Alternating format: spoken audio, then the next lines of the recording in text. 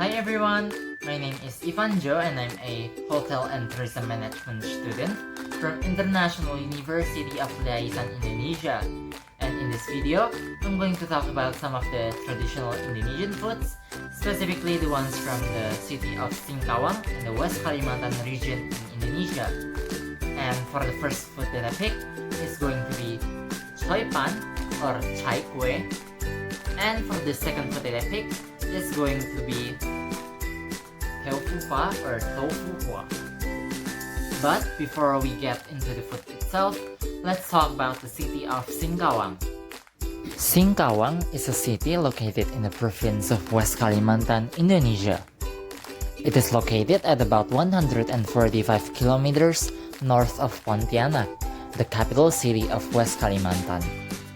Singkawang is mostly known as the city of thousand temples, as you can find many small or large temples in every corner of the city. Singkawang is also known as one of the Indonesian Chinatowns, since the majority of the population is of Chinese descent, so it's not a surprise that most of the traditional foods in Singkawang are derived from the Chinese culture. Moving on to the first traditional Singkawang dish, Choipan. The name Choipan comes from the Hakka language, with choi means vegetables and pan means cake. So essentially, it means vegetable cake, although some people may also call it as chai kue or choi pao pan, which basically have the same meaning. Choi pan is a sort of dumpling, usually made of yam, bamboo shoots or kuchai, with dried little shrimps, wrapped in a thin and almost translucent wrapper, steamed and served with a sprinkle of fried garlic on top. Choipan is believed to be inspired from the traditional dumpling called jiaozi from China. Back in the Northern Song dynasty in China, jiaozi was made in the shape that resembles money, so by eating jiaozi, people hope that good fortune and prosperity will come. Jiaozi was brought into Indonesia, specifically to Singkawang by the Chinese traders directly from the mainland of China, who then settled and inhabited the area.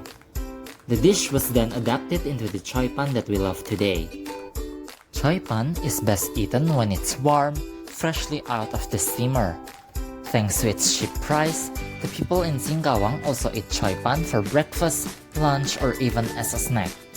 You can also find choipan in some other areas in Indonesia, and each area usually have their own twist to it. For example, in Bangka Belitung, you can find choipan, or the locals may call it as samgokpan, in a triangular shape. And in Medan, you can find choipan or chai pao, fried instead of steam. Here is a video that I found on how to make choipan. First, saute the garlic, dried little shrimps and chopped yam. Add the seasonings and cook until the yam softens.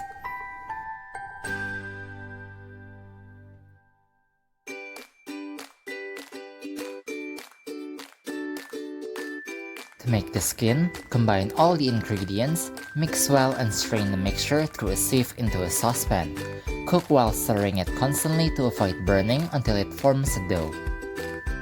While the dough is warm, roll it out very thinly into a circular shape, place the fillings into each skin, and seal the edge.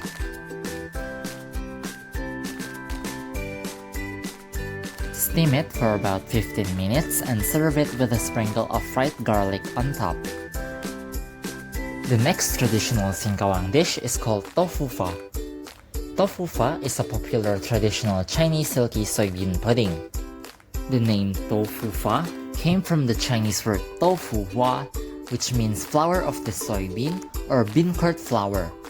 It is believed that the picture's name has been given to this dish because of the delicate image of the silky tofu floating in a bowl of syrup. According to historical records, tofu came directly from the ancient China, dating all the way back before 122 BC in the Han Dynasty era. Tofu was created as an accidental result of the quest for immortality. It was when Liu An, a prince during the Han Dynasty, accidentally knocked over some gypsum powder into a bucket of soy milk when he was attempting to create an elixir for eternal life. The mixture then curdled into something that we all know as tofu today. The people then began experimenting with the recipe until it resulted in the silken soy pudding that we know as tofu pho. Tofu pho was carried to other parts of Asia with the spread of Buddhism. Tofu pho can be enjoyed hot or cold, sweet or savory, or even spicy, with different regions putting their own twist on the dish. In northern China, tofu pho is often referred to as tofu nao or tofu brains, served savory with soy sauce. In Sichuan, tofu pho is often served with the famous Sichuan peppers and chili oil and soy sauce to make it spicy. In Taiwan, tofu pho is served with various sweet toppings like peanuts, beans, oatmeal, tapioca, and ginger or almond syrup.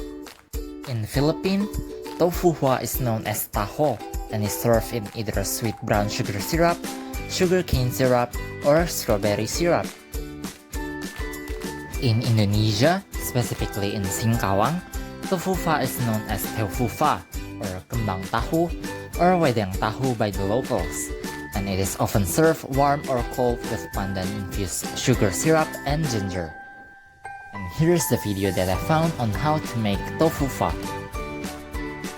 To make the soy milk, soak all the soybeans overnight or for about 6 to 8 hours. Blend it with water and strain everything through a cheesecloth. Boil the soy milk and skim all the foams that appear on top.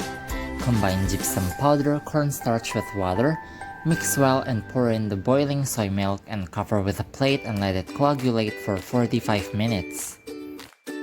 To make the syrup, boil together brown sugar, water, and ginger slices for about 10 minutes. Serve the tofu pho with a drizzle of the ginger syrup.